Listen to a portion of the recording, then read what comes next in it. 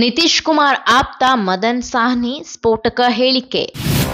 ಭವಿಷ್ಯದಲ್ಲಿ ಸಾಮ್ರಾಟ್ ನಿಶಾಂತ್ ಜೋಡಿ ಹಿಟ್ ಆಗಲಿದೆ. ಸಾಮ್ರಾಟ್ ಚೌಧರಿ ಸಿಎಂ, ನಿಶಾಂತ್ ಡಿಸಿಎಂ ಆಗ್ತಾರೆ. ಬಿಹಾರ ರಾಜಕೀಯದಲ್ಲಿ ಭಾರೀ ಬೆಳವಣಿಗೆಗಳು ಕಂಡುಬರುತ್ತಿದೆ. ಈ ಮಧ್ಯೆ ರಾಜಕೀಯ ಚರ್ಚೆಯ ಕಾವು ಹೆಚ್ಚಿಸುವಂತಹ ಹೇಳಿಕೆಯೊಂದು ಬಂದಿದೆ.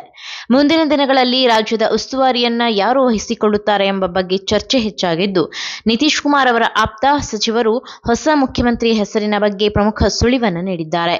ಮುಂದೆ ಮುಖ್ಯಮಂತ್ರಿ ಯಾರಾಗಬಹುದು ಎಂಬ ಬಗ್ಗೆ ಹೇಳಿಕೆಗಳು ಹರಿದಾಡುತ್ತಿದೆ. ಸಮಾಜ ಕಲ್ಯಾಣ ಸಚಿವ ಮದನ್ ಸಾಹ್ನಿ ಪ್ರಮುಖ ಹೇಳಿಕೆ ನೀಡುವ ಮೂಲಕ ರಾಜಕೀಯ ಗೊಂದಲಗಳಿಗೆ ಕಾರಣರಾಗಿದ್ದಾರೆ.